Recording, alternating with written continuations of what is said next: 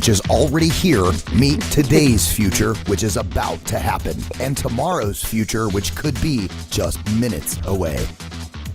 Welcome to Technology Revolution, the future of now, where host Bonnie D. Graham asks savvy futurists for their predictions about the tech-driven trends that are shaping our future right now.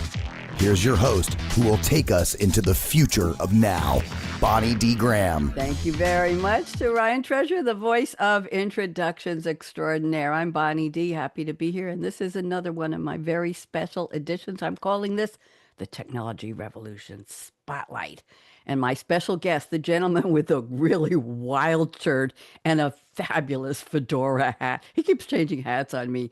It's Dr. Bob F. We're going to go school Bob F., but he's Bob Ficken. He's been a guest on so many of my shows. Coming up in a couple weeks, you're going to be on a show about the future of intergenerational teaching and learning with a baby boomer, with a Gen Jones. We have a Gen Jones. That's Mary Nunnally. We have a Gen Z. We have a Gen Y.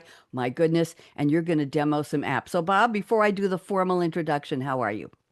And just think about how many LLMs will be created between now and then. There you go. There you go. You ready for me to do the opening monologue, the poem? Everybody's going to know completely about your whole life. Are you ready to share that? I am ready. Okay. And then we'll do a little AI talk, and then we'll get into our agenda today. So, and by the way, let's wave hello to LinkedIn. Let's wave hello to Facebook twice. And let's wave hello to YouTube. Of course, we're waving hello. And Bob, did you like the sound effects? I've got new sound effects now. I have to give credit to my engineer, Jordan Henson, who is on the line with us. He's not talking today, but he'll be co-hosting a new show with me in a couple of weeks. And Jordan said, "Hey, Bonnie D, it's time to raise the excitement level here. We need some sound effects." So he did that. Thank you, Jordan, for the suggestion. So here we go. You may know us well. Bonnie D and Dr. Bob F2, seasoned in life. We love what we do. From LinkedIn's halls to social's embrace, give yourself a hug, Bob, social's embrace. We love sharing insights in our savvy people space. Now on We Dish, because this is a special edition, we're here to play, lightening up life in our uniquely fresh way. Welcoming Bob F., Dr. Bob, a cool dude on a lifelong quest. Here's my rhyming intro, and then he'll tell us the rest. Here we go. Bob F., a Californian through and through. Can't you tell by looking at him? Second-gen native, where Golden State skies are so blue, like his shirt. His first plane ride at just 3 years old to Bermuda's beauty, a memory to behold.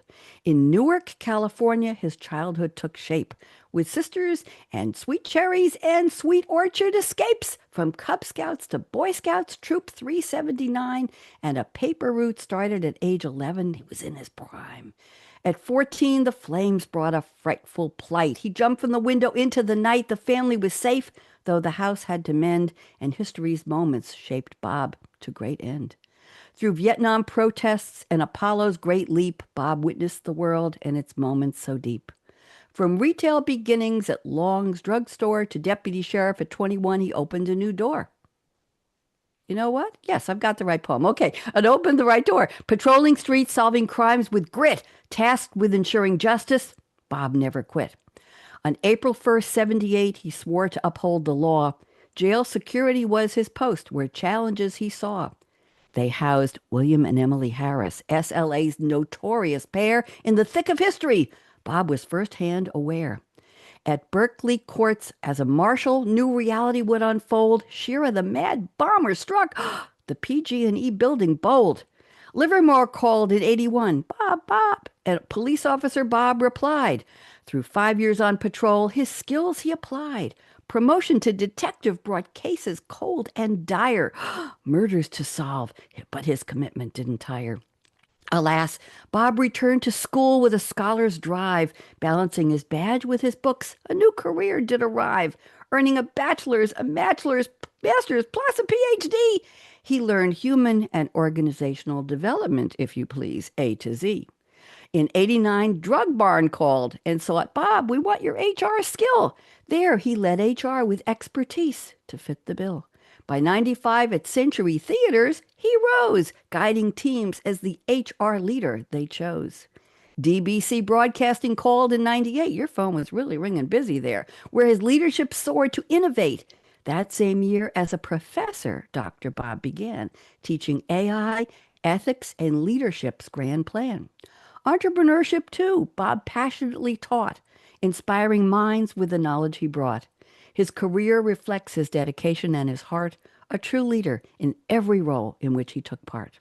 Bob's traveled the globe from France to Peru, as humble always. He's traveled the globe from France to Peru, a lifetime of stories, adventures anew. As CHRO and AI guide at ask.hr.com, Dr. Bob's wisdom and passion are steadfast with aplomb. Now a grandfather to a little one with glee, Bob's life is still a journey, a heartfelt spree. With tales to inspire, he stands as proof that life's richest lessons are under the family roof. A pioneer, a leader with passion so true, Dr. Bob F's journey will surely inspire you. From California to tech, his talents align. Here on Technology Revolution Spotlight, his stories will truly shine. Welcome, Bob. Thank you. You're welcome. Let me finish it. We're here on Technology Revolution Spotlight, chatting on life's score, culture, music, food, cars, and oh, so much more. Join us live or on demand, day or night. Well, we won't be here, but that's what on demand's for. Enjoy our dishing with shared delight. Meet us for real here in our live streaming glow. Comments are welcome. Just play nice. We know who you are, you know. Spotlight, we dish. Two saucy dame and cool dude, too.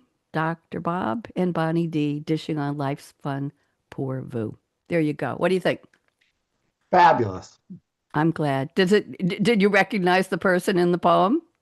Yeah, I got nothing left to say about myself. You told it all. There you go. I have, recently I started a new show called HB to You, Happy Birthday to You, and you have co-hosted once, and you're going to do it again, I believe, a couple times. You can come back anytime you want. I'm looking for guest co-hosts, and I always do the actors, musicians, famous people's birthdays of the day. But if you'll permit me, I have 3 birthdays I'd like to announce before we get started. Is that okay, Bob? Go for it. Okay, you don't even have to do it this time. Will Ferrell, or Pharrell, actor, comedian, is 58 today. Yay, happy birthday. He is famous for his SNL sketch More Cowbell with Christopher Walken and Jimmy Fallon. He's also been in the films Talladega Nights, The Ballad of Ricky Bobby. He was in Elf, the Christmas movie, and Anchorman, The Legend of Ron Burgundy, and so much more. Happy birthday to Will, age 58. And Barbara Stanwyck, the great actress, was born on this date in 1907. And Ginger Rogers, actress and dance partner of Fred Astaire. They always said she could do everything Fred Astaire could do, but backwards in high heels, was born on this date in 1911. So there we go. So Bob, welcome. We're going to talk We Dish. We're going to do our favorite songs and movies and wacky stories and all that. But let's get down to business. I'm booking this as Two Techies Talk. So I'm a techie, you're a techie. I'm a proud geek. I'm a proud nerd. I think you are too. Let's talk a little bit about AI. Let's do some positives here because that's usually why you're here on the show, talking about the benefits of AI to education, to industries, to lifestyle. So Bob, going to give us a little overview of what you're thinking about or what you're doing with AI these days, and I'll tell you mine. Go ahead. Sure. Well, AI is changing everything as we thought it would. We're still seeing about 20, 25 new large language models or LLMs created and released every week. Last week, I already shared with you, I think it was Friday, Bonnie, but not for this audience, that they've actually, scientists have worked with AI to develop a blood test for Alzheimer's, which is fabulous. It's so much easier to test via blood than to go through the convoluted, complicated process they previously used. So I think that's fantastic. I think the other thing is that, we're going to see AI in education sooner than later, I think. Merritt College in Oakland, California has already committed to an AI classroom where it's all going to be taught using AI and virtual reality goggles and those kinds of things. So that's pretty exciting. Wait a minute, what age group would that be? Do you know at that school? It's college, so it could be anywhere from 18 to, Okay, so it's semi grown-ups. It's late teens to early adults, so they're old enough to know what virtual reality is and to take it hopefully seriously. Go ahead, Bob. Tell us some more. I just think that we're seeing, and I guess one of the things I'd like to dispel again, and every chance I get, is I still hear people being afraid of AI, and mostly from the viewpoint of it costing them their job. And I want to say as honestly as I can that yes, it's going to eliminate some jobs, but it's going to create 250 to 450,000 more jobs than it eliminates. The only difference is there'll be more AI related. So people will have to learn how to write prompts and all that.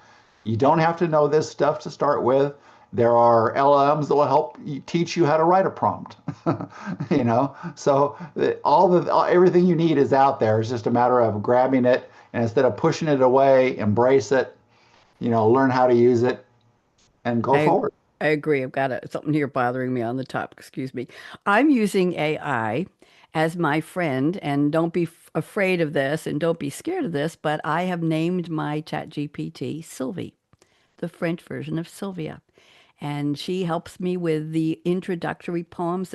I love the 12 stanza rhyming bio we did with Bob's entire life. We call this his origin story rhyme. And Sylvie helps me, but I don't just tell her, go write it, Bob. As you know, I sent her your bio, all the details you sent me, and thank you for being detailed and chronological. I appreciate that. And I said, Sylvie, let's make this rhyme 12 stanzas. And within about 5 to 10 seconds, she comes back. First, I see thinking, thinking, thinking. She comes back and she sends me her best version, her first best version. And then I go back to the text bio you sent me and I compare it and I say, did we get all of the high points, the hot spots, if you will? Did we do this respectfully to Bob? Do I like the rhymes? Am I comfortable with the way they rhyme, with the words she's rhyming? And I'll go back to her sometimes and say, no, we got the part about the courthouse and the famous people were there. She didn't cover that well. So I went back, I sent her the text again, and I said, let's redo that part. And she did, and I still didn't like it. So I took bits and pieces and fixed them up myself because I'm a poet too. So there. But I've also found out recently that I call mine a she can help me redo my profile bio, Bob, for LinkedIn. And mine was a little bit convoluted. They only give you 250 characters. Hold on, I got to take a sip. No, it's water. Mm.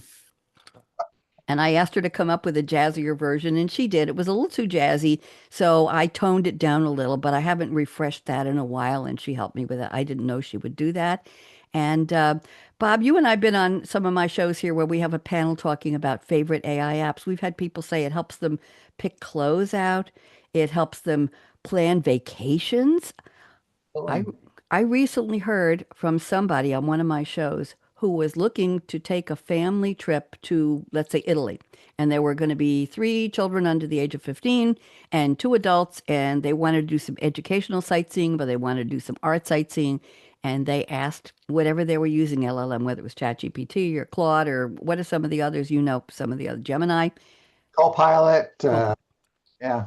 And it came back with a full itinerary for the whole family with where to take the kids and how long to stay and what the tickets would be and where the adults could go and how to be in the same physical vicinity so that the travel was minimized from site to site. And AI did that for them and they were beyond delighted. What do you think of that? I think that's a great use of AI. One of my favorites is called Lucy AI, which is like a great receptionist for me without actually employing one. She takes all my calls, handles my schedule.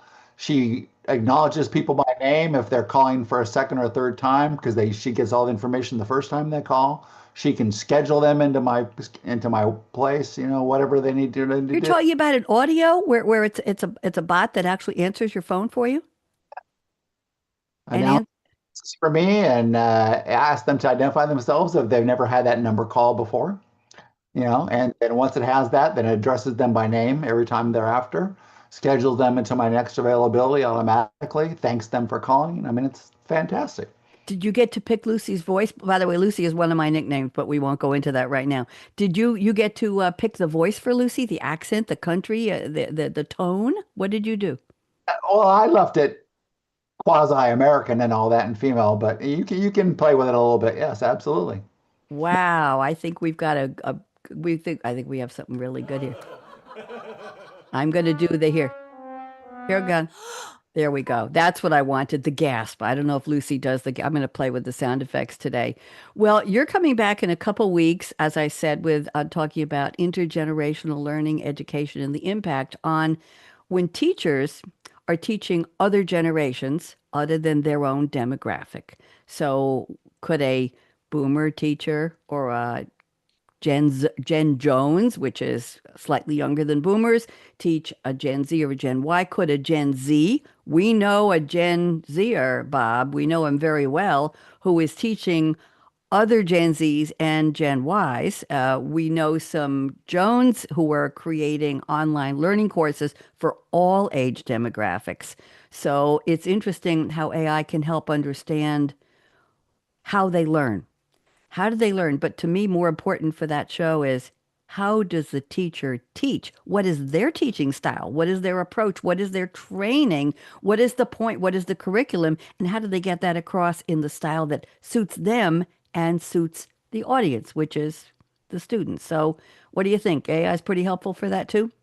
I mean, the easiest way to describe it is to take a K to 12 thing, but it applies to higher education as well, where you can imagine the difference between a child in second or third grade reading an old dusty textbook about dinosaurs versus watching a dinosaur forage for food, watching President Lincoln deliver the Gettysburg Address instead of reading it in a book. It makes a world of difference and it more than doubles the retention because it's affecting four or more senses at the same time. Traditional teaching, sadly, only touches two or fewer senses and results in about a 30 percentile retention rate, which is not very good. So, we're talking multimedia here. We're talking multimedia as a way, right? Absolutely. Yeah, and AI is orchestrating that. I think it's interesting. I remember my years in school, and it was textbooks all the way, all the way. That's what we had, and the teacher would write something on the board. Sometimes we do you remember when I'm dating myself here. They would roll in the AV machine, and you would see a film I'm the nap time, baby. Nap on time. a pull down screen in the front of the class, or you go to the auditorium and they do it on the big screen in the back of the stage. But then again, I would like to move on a little bit now and let's go to what we usually do on the Cool Dude Show. I'm the TOO Saucy Dame, and you're the TOO Cool Dude, Bob F. Dr. Bob. Let's go to music. What are some of your favorite songs? Present, past, any genre, whether they're well known or not. What are some songs that talk about your story, inform you, advise you, or just make you happy? What are some of your favorite songs, Bob? Take It Easy by the Eagles. Perfect. Running down the road, trying to loosen my load. I got seven women on my mind. Four that want to hold me, two that want to stone me, one says she's a friend of mine. I have to get the applause track for that. Hold on. There, there we go. Okay. All right. You deserve that. Bob, what else have you got? Oh, it's got to be, let's see. Next one I like is comfortable numb, comforting numb. Trying to remember. Comfortable numb. Pink Floyd. Okay. All right. I don't know that one. You got any words for us? I don't know if I have the words, but it's David Gilmour does a fantastic job of bending his solo to whatever mood the audience is in. He can make it serious, he can make it fun, he can make it like a Renaissance fair. I mean, it's just, fan Cool. stuff. Got a couple more songs? Well, this might surprise you, but I like Comfort by Halsey. I don't know that song. I don't know Halsey either. I know the name, but I don't know the music. You want to give us a little Kind of preview? tells a story where she props this guy up only so he can take advantage of her. And it's kind of it's a kind of sort of an interesting story. I watched her at the Thunder Casino last Friday night. Oh, cool. That's cool. Have you been to any concerts recently? All right, tell us, regale us. Go ahead. I went and saw the Eagles at the Spear, which, if you haven't been to the Spear in Las Vegas yet, it is a destination you have to see. I mean, it's like being in a 360 concert where all the concert images and the history of the group and all their albums and all that stuff are displayed across the roof and the ceiling and all that. They built 160,000 speakers into that facility. So there's no such thing as a bad seat or bad sound anywhere. You hear it great. So that kind of kicked it off. From there, I went and saw Santana and Counting Crows at the Be still, my heart. I loved to play Santana when I was drumming a couple years ago. Go ahead. I went and saw ZZ Top in Stockton. Then I went back to Vegas and saw Brian Adams play at the Encore. Fantastic. Just released his new album, Roll with the Punches. Good song and all that. Wow. Then I came back and I went and saw Halsey, and I'm going to go see Train at the Ironstone September. And I was going to go see Billy Joel and Stevie Nicks at Levi, but they canceled. Yeah, he had to. He's not doing too well vocally. Oh, sorry about that. You are on a music tour. Wow. So anything else later in the fall? You got any plans? Yeah, well, I got the train coming up, and then might go see Brian Adams again. He put on such a good show. He's playing in the SAP Arena on November 19th. Very, very cool. Very, very cool. What's your favorite song of all time? That if somebody had to say, Bob, what's your we're doing a party for you, Bob. We want to play the best song you've loved the most your whole life, or the parts you can remember. Uh, and when you walk in the room for this fete of Bob, what song would you want them to play? Smoke on the Water by Deep Purple. I tried to drum that. That's not an easy song to drum. Smoke on the water. Oh, yeah. Oh, yeah. Wow. Wow. You want me to give you some of my favorite songs? Sure. What are Well, your my favorite songs are, I love the Donna Summer discography because I was a disco dancer and a hustle dancer. And back in the day, I was teaching, I was doing parties and exhibitions and concerts. you know And I, ballers don't bend to disco, right? She works hard for the money and hot stuff, but I was never one of those girls on the radio. Shy girl. I've been on the radio. I still call this radio, Bob, for about 25 years. No More Tears. Enough is enough is enough. I think that was a Streisand a duet. Last Dance. I still dance in the kitchen now, but I'm not dancing in public anymore. And I feel love with that wonderful machine sound from Giorgio Moroder. But Bob, I recently checked on a whim the Billboard magazine's top 100 hot songs of 1978. And this was the year-end list. And I picked out some of my favorite songs from that year. And I'd like to share those with you. Let's see if you remember any of these, or if you even like them if you do. Shadow Dancing by Andy Gibb. Shadow Dancing. Remember that one? He was one of the Bee Gees. I do. You do. And then talking about Bee Gees, Night Fever. How Deep Is Your Love? Oh, what a song. And Staying Alive. Okay. Saturday Night Fever era. Debbie Boone, You Light Up My Life. Remember that? She was Pat Boone's daughter. All right, all right, all right, all right. I won't get mushy. Then two really hot dance songs. A Taste of Honey did Boogie Oogie Oogie. Great disco song. And there was one of my favorite songs. I haven't played it in years because I think I'll cry. Odyssey did Native New Yorker, and that speaks to me at all levels you can imagine. Then we go to the movies. Travolta and Olivia Newton-John saying, You're the One That I Want. Remember, You're the One That I Want? Ooh, ooh, ooh, ooh. I think that was from Greece. How could we get through 1978 without Barry Manilow? Can't smile without you. I'm completely off key. And Copacabana. What? Manilow in 1978. Say it again. Should leave Barry Manilow in 1978. Oh, come on. He wrote, I write the songs. Bruce Johnson wrote that, but it sounded like he wrote that. Copacabana, at the I went to the Copa on a date in high school. I think it was after or before a prom, and they put us, because we were only 18, 17, they put us near the kitchen.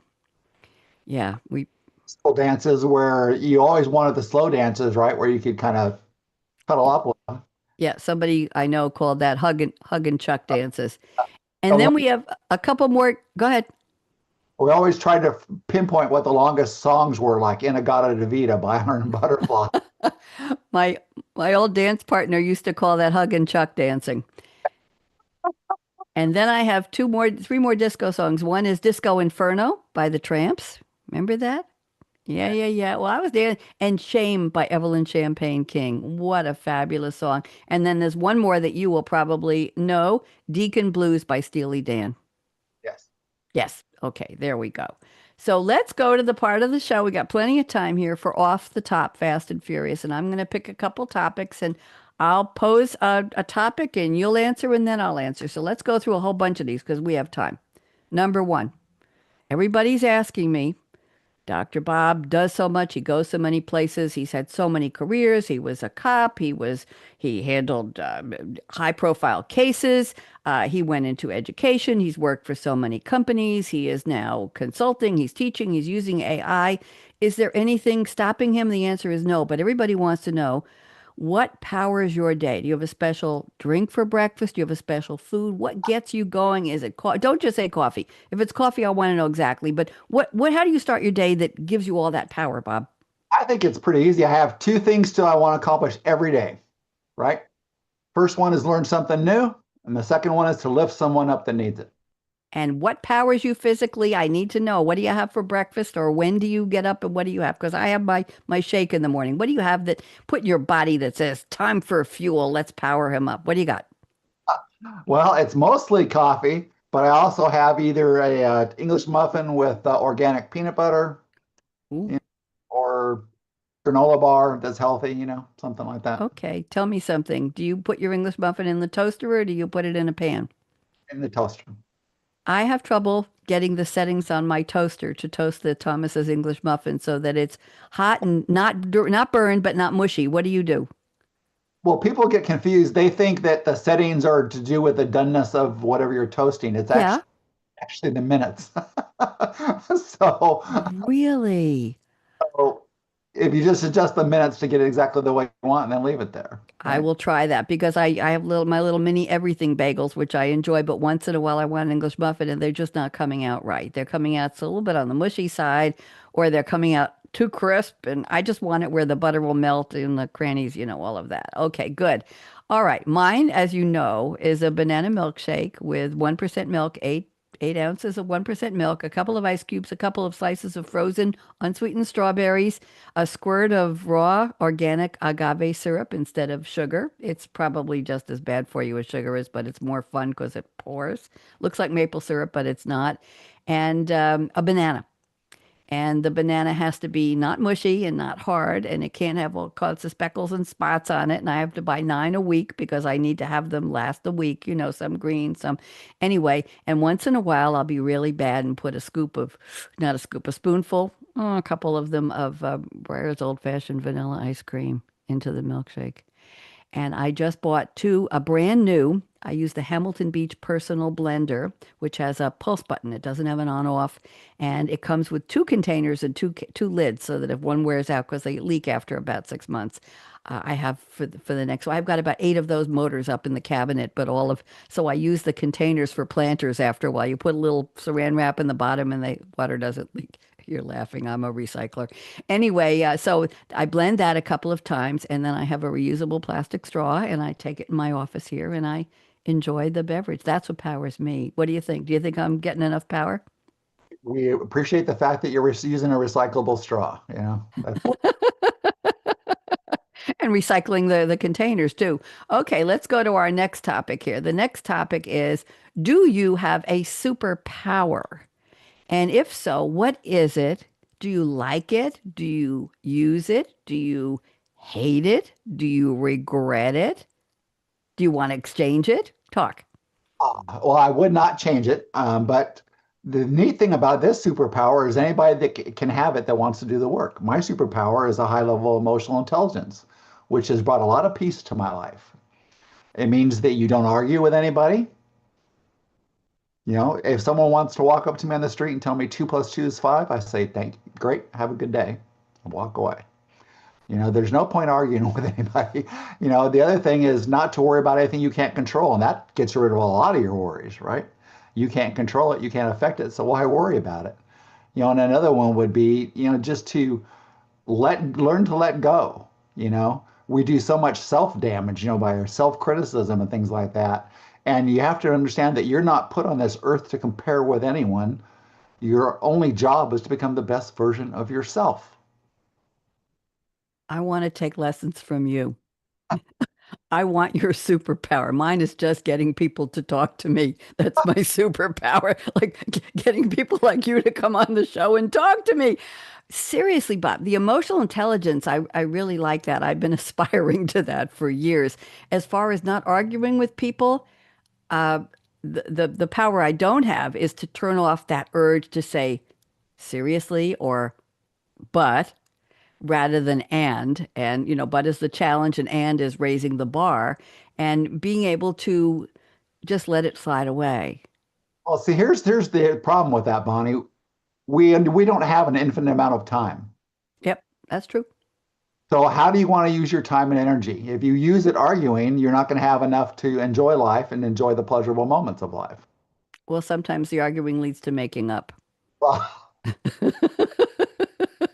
but it's just why spend any time on anything you can't control, you can't fix, you can't change? You just live in peace, go forth.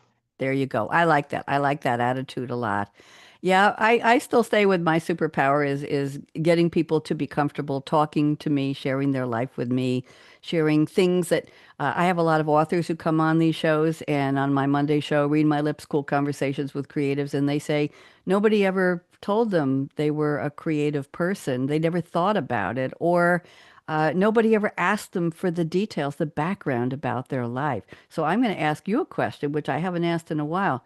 How did you make the transition? You know where I'm going with this. From being a law enforcement professional, and I'll just leave that big hat open for you to come into that at whatever point in that part of your life career you were, to make it to learning, to make it to being a professor, to being a PhD, to counseling and coaching and instructing. How did you make that leap of faith? And did you have that emotional intelligence early on? That's a big question. This is not an interview, but I want to know. Sure. So, what prompted me to leave law enforcement was my last job as a detective was investigating crimes against children. Mm, And I don't want to go into details or bring the audience down, so I'll just leave it at that. I okay. would say that every time I investigated one, it made me think of my children. Okay. And it just sapped everything I had in me to try to get confessions and things like that. Hmm. But at that point, I began looking for something else I could do. I went back to school because we had an education benefit, started working on my degrees, and then I ended up getting my first HR role after taking classes and getting my HR certificate and all that kind of stuff with Century Theaters, and then went on from there. By the way, you want to know why you have to pay so much for popcorn? Yeah. So here's how it works in the movie theater business.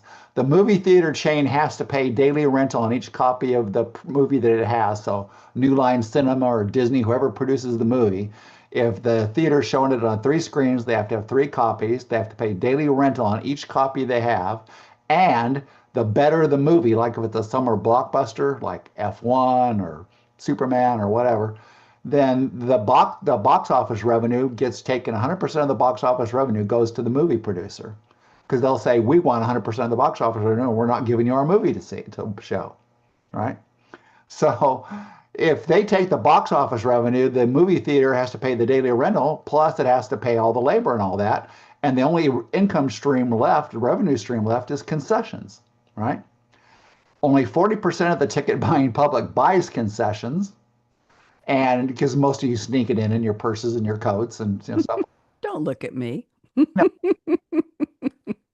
But so you have to charge that 40% enough to offset all those costs. Their net is about the same 3% that most grocery stores generate, right?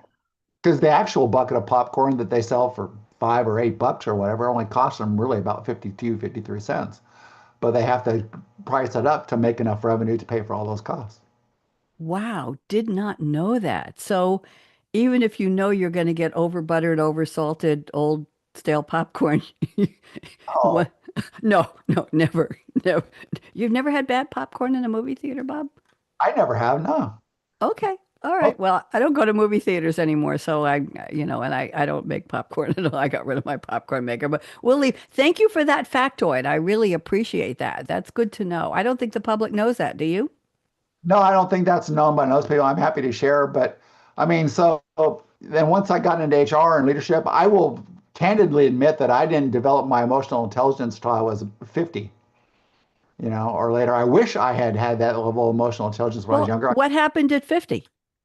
So you start to get a little more retrospective and introspective, and what do you really want out of life, and those kinds of things. And there was a book. I don't want to recommend books per se for any other author, but I read a book that helped. And began working on it and developing it, and I began to realize how important it was. And that's the one secret that if everybody could spend some time focused on their emotional intelligence, because it's very much linked to their mental health, their emotional health Mm-hmm. things, they would be so much happier and they would have so much more peace in life And and in the world. in the world. Yeah, absolutely. Yeah. Yeah. Well, thank you very much for that. I appreciate that. Didn't, and okay, let's go back one more step. What led you to go into law enforcement in the first place? Let's start there. How dare she ask? Go ahead, Bob. I think, like a lot of people, when I was 5 years old, I was the one that always wanted to wear the white hat and the badge and be one of the good guys and save the world and, all those kinds of things. In fact, I don't know if you want to see it. I got a photo opened up of my dad and I. You want me? I have to close the sound card. Hold on. All right, you go ahead. You can share, please. I've got it on my screen. You can share. Okay, let me click sharing here. Yep, it's open. Okay, share uh, Desktop. desktop documents. Uh, Let me see if I can find it here. Got it on. You want to play with it? Yeah, don't worry about it. You sure? Do you have it on a phone or anything? You could just hold it up for us? Let me see. That'll take. Okay. All right. Let's wait for that. Let me put my my audio sharing back up because I want to do something special now here. I think we have a special segment. Are you ready for this? I'm ready. You ready? Okay. Oh wait, hold, Bob, you got to look up. Hold on one second. I'm taking a phone call.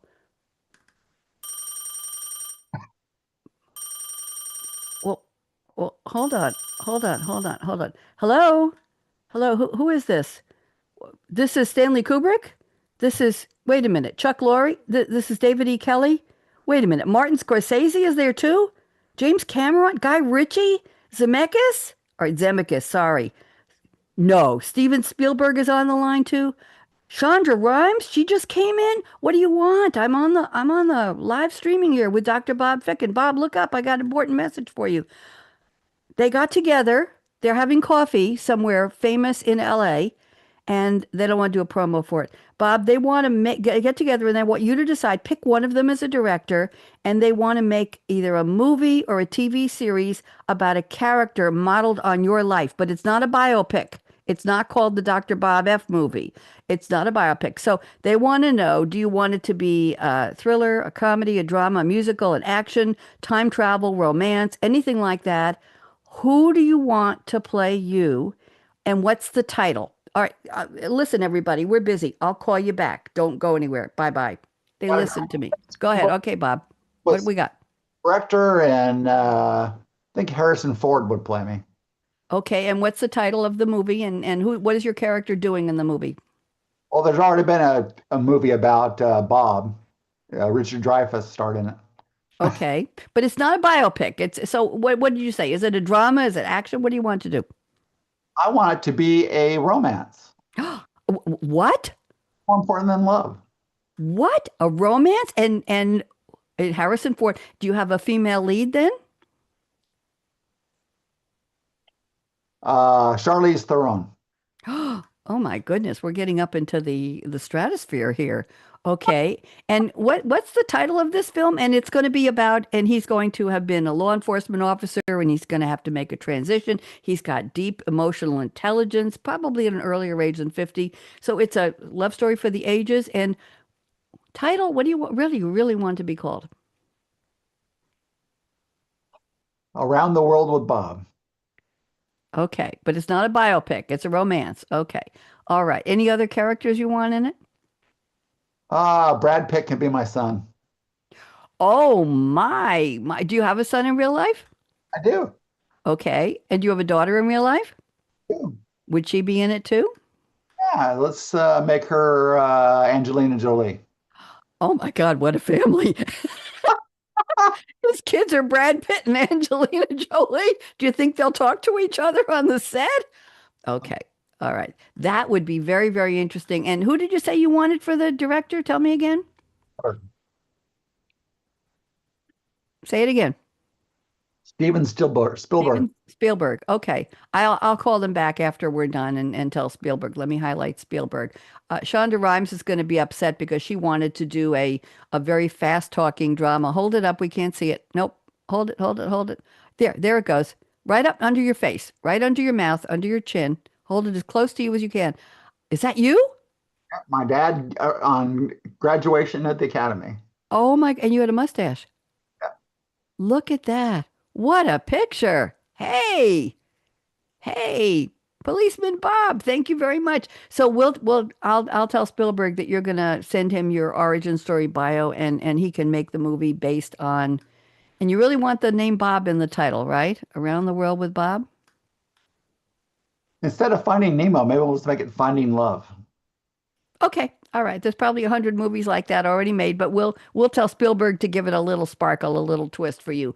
Mine wouldn't be. Mine would be. It would be directed by Shonda Rhimes. It would be fast talking. It would be a TV musical sitcom, and it would either be Reba McEntire or Bonnie Raitt would be the redhead star, and it would be modeled on a radio station, and it would be similar to Reba's new show, Happy's Place. And WKRP. hmm? Not WKRP. No, this would be something else. This would be WLOVE. Oh, yes. Okay, and Shonda's going to write some really, really fast, zippy dialogue for whoever this person is, and they'll be surrounded by some really cool actors and actresses who are very, very funny in their own right and can really put a lot of schmaltz into their lines and work well off of each other. And one of the caveats will be that Shonda will write in some segments where, and I'll tell you what it's called in a second, she'll write in some segments where it's possible for them to do some improving of the lines and make some really memorable moments, you know? That's good because in a lot of the movies, the famous lines we like were all ad-libbed. You know you were going to need a bigger boat. Yeah, Roy In Scheider, Jaws, Roy Scheider was ad-libbed. And you know why? Do you know the story? you know, I'm gotta go. It's about a girl, you know. Nope, nope. We're going to need a bigger boat was because the producers of the movie were cheap and they didn't spend enough on the launch boat that was taking them in and out of the scenes and on all of the craft tables and all the things, the background, the production accessory, shall we say. That's my word. I'm sure it's not an official word. And they looked at what was happening with this boat, which wasn't really getting the job done. And he said, we're going to need a bigger boat. There was a woman editor. Her first name was Ellen. I don't remember her last name. And she left it into the final cut of the movie and didn't cut it out. It was never in the script. And it became, I think, the 100th greatest quoted movie line of all time. We're going to need a bigger boat. And that's where it came from, a cheap production. There you go. There you go. That's my research. Okay. And mine will be called, let's see, it'll be called one of the Donna Summer songs. It will be called either On the Radio or Be Sure to Tune In. That's what it'll be called. Be sure to tune in, okay? And it'll be about a radio person who plays drums and who's a dancer, and it'll be a redhead and who did stand-up comedy as well. So I'll be a little bit of a bio, but there. What do you think? Would you go see that? Would you watch it? Really, she writes poetry too. She writes poetry. There you go. Okay, let's have a couple more questions here, and then we got to go to our wacky stories. Are you going to share any visuals of your wacky stories, or are you going to just talk? I'm just gonna talk. All right, I've got visuals for mine. You do your first one. This is where we share stories that are news articles that are not well known, that most people wouldn't know about, that are fun and interesting. So, Bob, go ahead. What's your first one? We'll go back and forth. I'll do one, you'll do one. I'll do one that everybody can relate. Okay, let's have it. Called a baker's dozen. Okay. Oh, in Western culture, Excuse me. 13 is often considered unlucky, but we often refer to a set of 13 as a baker's dozen, even though a dozen is a group of 12. This confounding term can be traced back to the Middle Ages. According to the New York Times, when shillings, a former form of British currency, were divided into 12 pence, roughly equivalent to pennies, many merchants sold individual goods for a single pence or bulk goods by the dozen for a single shilling, making change easier. The concept of a baker's dozen comes from Old England's medieval era commerce. The 13th century law, a cc of bread and ale law, regulated the weight of bread and beer to prevent consumers from being cheated. A vendor who failed to meet the legal standards was subject to fine or punishment. Bread makers were so fearful of selling underweight goods, they'd throw in an extra loaf to meet the minimum weight threshold. The baker's dozen came out of this practice, with 13 items regularly making up an order for a dozen. I love it. Isn't that fantastic? I think that's fantastic. There, let's get a little more laughter here. There we go. Can you hear it? Oh, I don't have the audio on. All right. I can hear it. You can't hear it. Okay. Let me go to screen share now. I can only do one share mode at a time. I'm going to share my desktop and let's go to this. And here we go. Okay. So this article is called Tennis Balls Change from White to Yellow to be Easier to See on TV. And this is in honor of Wimbledon going on this past week in London. And with a lot of surprises, I understand. By the early 1970s, let me move this a little bigger here on the screen so everybody can see it. By the early 1970s, many TV networks went from broadcasting in black and white to color, and more households were upgrading their TVs. It offered an immersive, entertaining experience, and especially in the innovation in the world of sports. In 1972, neon yellow tennis balls were introduced. Why, Bob? To be more visible on TV sets that were in color. The International Tennis Federation, the ITF, found that the brighter shade of yellow, called optic yellow, made it easier. Now, historically, tennis balls were white or black, depending on the color of the court. A white ball on a black court, black on white. But when in color, people couldn't track the trajectory of the balls. Even after they introduced yellow, white was still used, and Wimbledon didn't make the switch until when did they make the switch? 14 years later, until the tournament got with the times, courtesy of BBC broadcaster David Attenborough. He oversaw the switch. In 1986, years later, Wimbledon finally adopted the optic yellow tennis balls. And by the way, the dog named Finley the dog can hold 6 tennis balls in his mouth. Did you know that, Bob? I did not know that. There you go. That's a world record. I know you have a puppy, so that was for you. So what's your next story? Well, just to add one thing, Wimbledon is the first time that they've done away with the line judges and they're using AI to determine whether balls run or out. That's right. You told me that. Wow. Go ahead. All right. What's your next story? Okay, let's do why do non-Americans refer to Z as Z? Why? Well, let's see here. American customs don't always align, no kidding, with the rest of the English-speaking world. Take, for instance, the unique way that Americans pronounce the last letter of the alphabet. Americans measure with feet instead of yards and Fahrenheit instead of Celsius. And American English speakers use different pronunciations and spellings from the rest of the English-speaking world. One prime difference, the final letter of the alphabet, which Americans pronounce as Z, and other English speakers call Z. The letter Z comes from the Greek letter zeta. The Romans borrowed that letter from the Greeks when creating the Latin alphabet, which inspired the modern English alphabet centuries later. Z was adopted as a similar sounding pronunciation to the original zeta and remains popular in most English-speaking countries, including the United Kingdom, New Zealand, Australia, Ireland, and more. Lexicographer Noah Webster worked to standardize the American English in the early 19th century, and his dictionary declared the official pronunciation of the letter to be Z, different from the one spoken by the British. There we go. Well, that's good to know. And you never really know when you're talking to somebody in the countries who say Z, what they're going to say when you say Z and if they're going to say it, right? There are different ways of interpreting. I want to go to this next article. I'm looking at the clock here. We just got a couple minutes left. This is going on today. A 54-pound Martian meteorite, the largest piece of Mars ever discovered on Earth, is set up to go on auction at Sotheby's in New York. This is Geek Week, Bob, with an estimated value of $2 to $4 million. What would you pay for it, Bob? I'd give them a free piece of land. There you go. Today. It's called, I heard this on the news I was watching this morning. The name of this auction piece is NWA 16788. Not very sexy, is it? It includes, as part of a natural history themed sale that also includes a young Ceratosaurus dinosaur skeleton that's more than 6 feet tall and nearly 11 feet long. By the way, the meteorite is believed to have blown off the surface of Mars by a massive asteroid strike before traveling 140 million miles to Earth, where it crashed. Where? Into the Sahara Desert, thank goodness. A meteorite hunter found it in Niger in November 2023. It's 70% larger than the next largest piece of Mars found on Earth. I'm going to stop there. Very cool. Let's have your last story and then mine. We got about 4 minutes left. Go ahead. I think that was mine, kiddo. That was it? You didn't have a third story? I thought you had a third one. Nope.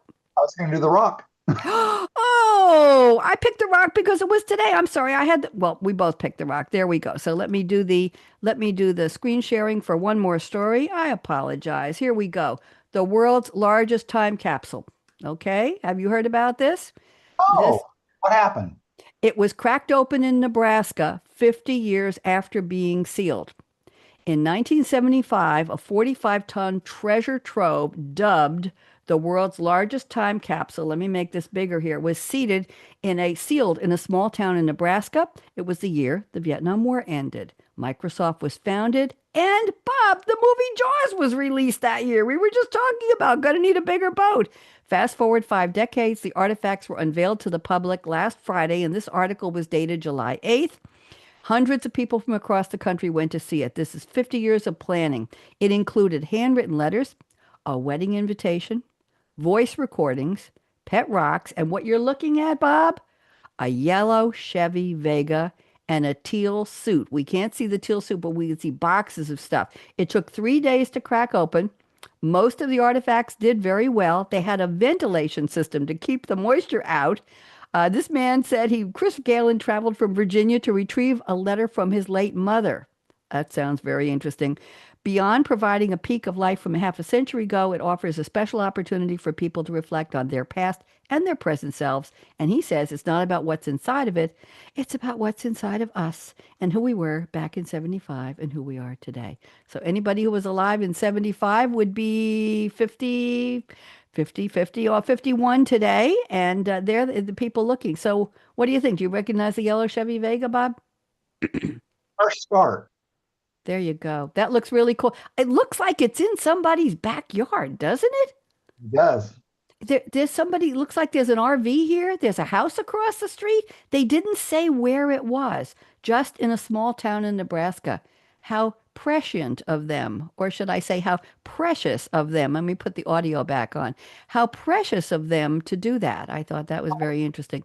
Camaro, they could have had a bidding war. There you go. Okay, Bob, we got 4 minutes. Tell me true. Tell me true.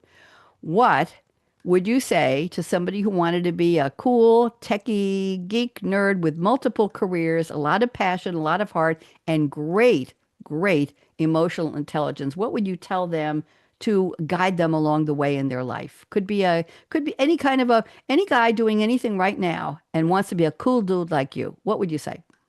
Never stop learning. Okay. And how would they learn?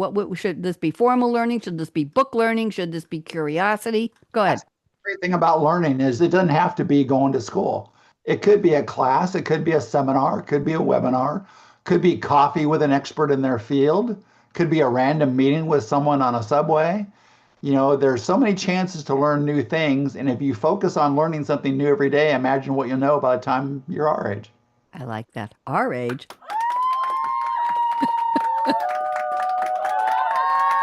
Dr. Bob, they are screaming for you. I want to thank you so much. I would tell people if they want to be a saucy dame like me, just throw out all the protocols and just keep seeing. You know what Leonard Cohen says, if there's a little bit of light coming through the window, see what's on the other side. I say if the door is open a tiny bit, kick the damn door open and see what's there. Don't be afraid of opportunities. Don't be afraid to shift direction, change paths, find new ways to express yourself, new passions, and just be present. What do you think, Bob? You go with that? Look forward, not backward. Look forward, not backward. We're going to play the outro here, and let's do this. And here we go. Are you tired of hearing the future is already here? We are too. That may have been yesterday's future, but today's future hasn't happened yet. Take a deep breath, tune out the hype, the noise, and turn up the volume. Savvy, art of the possible technology visionaries talking about how today's innovations right now are shaping every aspect of our real future. We'll laser focus our spotlight on buzzworthy tech Here we go. like artificial intelligence, machine learning, computing, Internet of Things, augmented reality, and lots more. Clear your calendar and open your mind for Technology Revolution, the future of now, with the most upbeat host on global radio, Bonnie D. Graham. Listen anywhere, anytime, on any device. Thank you very, very much.